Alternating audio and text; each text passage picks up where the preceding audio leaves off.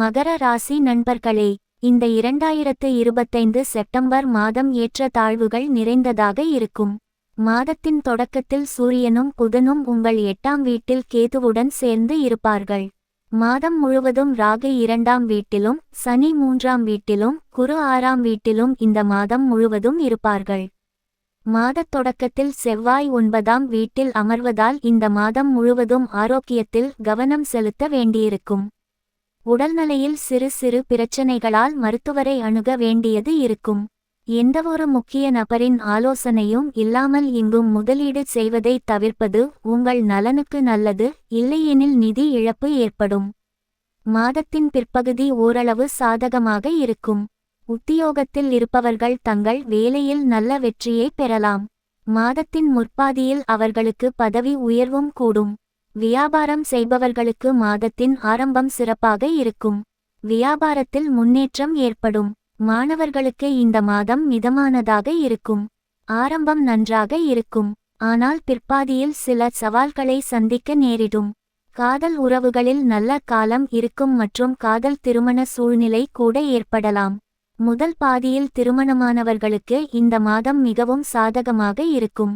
பிற்பாதியில் உங்கள் மனைவிக்கு உடல்நல பிரச்சினைகள் மற்றும் உங்கள் மாமியார்களுடன் பிரச்சினைகள் இருக்கலாம். குடும்ப வாழ்க்கை நன்றாக இருக்கும்.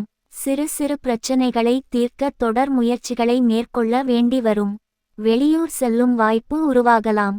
தொழில் ரீதியாக இந்த மாதம் கலவையான பலன்களை தரும். மாதத் தொடக்கத்தில் 10ஆம் வீட்டிற்கு அதிபதியான சுக்கிரன் 10ஆம் வீட்டில் இருந்து 7ஆம் வீட்டில் அமர்வதால் உங்களுக்கு நல்ல பலன்கள் கிடைப்பதுடன் பணியிடத்தில் பதவி உயர்வு கிடைக்க வாய்ப்புகள் உள்ளன. வியாபாரம் செய்பவர்களுக்கு இந்த மாதம் நன்றாக இருக்கும். மாதத்தின் முதல் பாதி வியாபாரத்தில் நல்ல முன்னேற்றத்தை கொண்டு வரும். இதன் காரணமாக நீங்கள் வியாபாரத்தில் பெரும் வெற்றியை பெறுவீர்கள். புதன் 9ஆம் வீட்டில் நுழைவதால் வெற்றி வாய்ப்புகள் உண்டாகும். படிப்புக்காக வெளியூர் செல்ல நினைத்தால் இந்த மாதம் அதில் வெற்றி பெறலாம். 3ஆம் வீட்டின் அதிபதியான குரு 6ஆம் வீட்டில் அமர்ந்து உங்களின் 2ஆம் வீட்டையும் பார்ப்பதால் சகோதர சகோதரிகளின் உதவியாலும் அவர்களின் உதவியால் வேலையில் வெற்றியும் கிடைக்கும். நிதி நன்மைகளை பெறுவதற்கான வாய்ப்புகளையும் பெறலாம். 7ஆவது வீட்டில் சுக்கிரன் அமைவது உங்கள் உறவில் அன்பை அதிகரிக்கும் மற்றும் காதல் தருணங்களை செலவிடும் வாய்ப்பும் கிடைக்கும். மாதத்தின் பிற்பாதியில் சுக்கிரனும் 8ஆம் வீட்டிற்கு மாறுவதால் உறவினர்களுடன் சில வாக்குவாதங்கள் ஏற்படலாம் மற்றும் சில பிரச்சனைகள் வெளிப்படும்.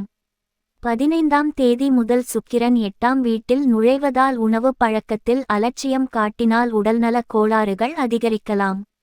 எனவே வெளி உணவுகளை தவிர்த்து வீட்டில் உண்ணுங்கள். சனிக்கிழமை தோறும் அருகில் உள்ள ஆஞ்சநேயர் கோவிலுக்கு சென்று வழிபட்டு வருக. இந்த மாதம் சிறப்பாக அமையும்.